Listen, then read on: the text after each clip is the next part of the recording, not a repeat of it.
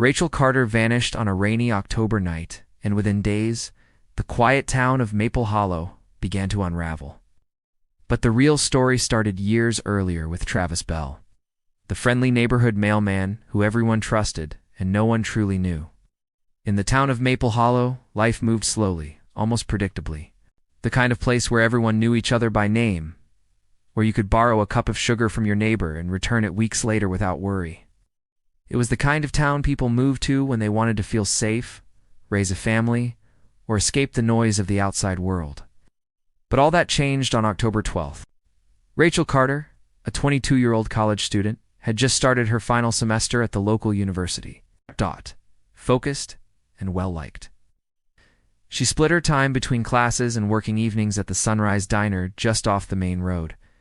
She had dreams of becoming a teacher and had already been accepted into a graduate program. That night, she finished her shift at 10 o'clock p.m. sharp, said goodbye to her coworkers, and stepped out into the light rain that had started to fall. She never made it home.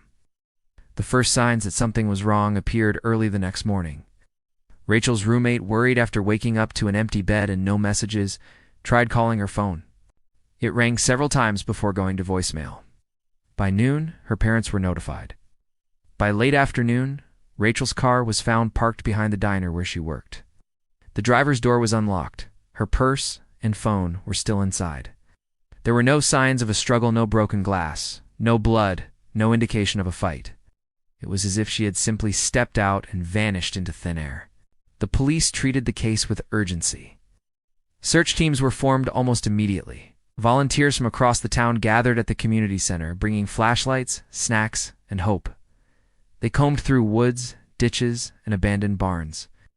Dogs were brought in to track her scent, but the trail went cold less than half a mile from the diner. Nothing made sense. If someone had taken her, how had they done it so cleanly? And why investigators reviewed the security cameras from nearby buildings, hoping to piece together her final movements. But every feed from that block had gone dark just after 9:45 p.m. Power outages were rare in that part of town, and none had been reported that night. It didn't take long for detectives to suspect the cameras had been deliberately disabled. Rachel's co-workers were questioned. Friends and classmates were interviewed. Her ex-boyfriend, who still lived in town, had an alibi. No one stood out. No one had anything to hide, at least not on the surface. As the days passed, the mood in Maple Hollow began to shift. Parents kept their children inside. Porch lights stayed on late into the night. And for the first time in a long time, fear crept into the edges of people's minds. 2 weeks after her disappearance, the search effort began to slow. Posters of Rachel's face hung in shop windows, gradually curling at the corners. Hope faded into quiet dread. And just as it seemed the case might go cold, an envelope arrived at the police station, marked only with one chilling sentence: "She's not the first." The envelope was plain, unmarked, and left in the mailbox of the Maple Hollow Police Department late one evening. Inside was a single sheet of paper, printed with bold black letters: "She's not the first." There was no return address, no fingerprints, nothing to trace, but the message hit like a hammer. Until that moment, Rachel Carter's disappearance had been treated as an isolated incident. Now, detectives were forced to consider a darker possibility: that a predator had been operating in their town for years, undetected. Investigators began combing through old case files, looking for anything that might connect to Rachel's situation. One name surfaced quickly: Lily Jensen. In 2015, she had vanished just weeks after her high school graduation. The details were eerily similar. Last seen near the outskirts of town, no signs of struggle, no final messages or calls. Her car had been found parked neatly outside a friend's house, unlocked, with her phone inside. Despite an extensive search, no trace of Lily had ever been found. Her case had gone cold, filed away as a runaway, though her family had always insisted otherwise. Then came the case of Vanessa Moore, a 34-year-old nurse who vanished in 2018. She had worked the night shift at the regional hospital and failed to return home one morning. Her apartment showed no signs of a break-in, but her bed was undisturbed, and her uniform still hung in her closet. Her car was found abandoned at a gas station on the edge of town. Again, no suspects, no answers, Just another mystery added to the growing list. Now, with Rachel missing and an anonymous letter suggesting a connection, police could no longer ignore the similarities. A task force was formed to re-examine all three cases together. They looked for links, places, people, habits. What they found was a subtle but consistent thread. All three women had, at some point, received mail addressed to the wrong person. In each case, they had filed small complaints about missing packages or letters delivered to the wrong address. It was an odd detail, almost too small to notice, but it stood out now.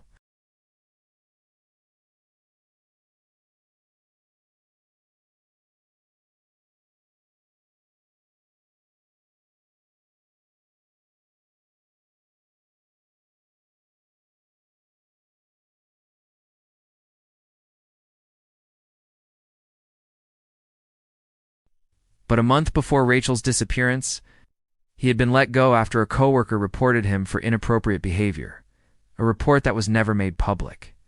The incident had been buried, handled internally, swept under the rug to avoid embarrassment. Neighbors described Travis as helpful, polite, a little odd, but never threatening. He lived alone in a small house near the woods, kept to himself, and rarely had visitors. He had no family in town, no close friends.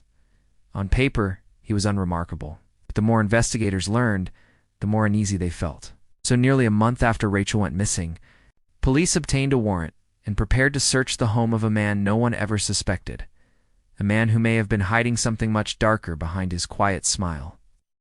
The search of Travis Bell's property began on a cold, overcast morning. Police approached cautiously, unsure of what they might find. From the outside, the house looked perfectly ordinary, well-maintained. With a small garden in front and wind chimes swaying gently on the porch, nothing about it suggested danger. But once inside, that illusion quickly began to unravel. The living room was spotless, almost unnaturally so. Everything was in its place, not a speck of dust in sight. Investigators noticed the absence of any personal photos or decorations. The walls were bare. The shelves held only books on woodworking, mechanics, and old crime thrillers. It didn't feel lived in. It felt staged, like a model home designed to appear normal. The real story, they suspected, lay beneath the surface. In the basement, officers noticed scuff marks on the floor that didn't match the surrounding pattern. One sharp detective tapped along the baseboards, eventually revealing a false panel. Behind it was a small metal latch. When pulled, a trapdoor creaked open, revealing a set of narrow stairs descending into darkness. What they found below was worse than anything they'd imagined. The hidden room was cold and dimly lit by a single hanging bulb.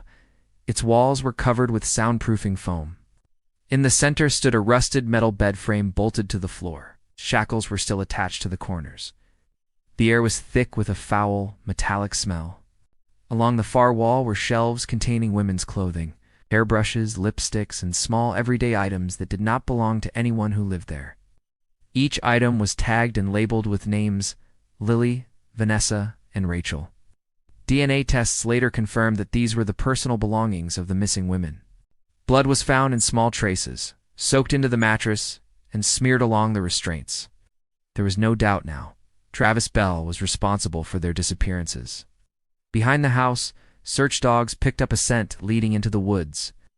Less than 300 yards from the back door, shallow graves were discovered. Inside were the remains of Lily Jensen and Vanessa Moore. The bodies had been buried with care, wrapped in tarps, with their jewelry placed neatly beside them. It was as if their killer had wanted to preserve a sense of control, even in death.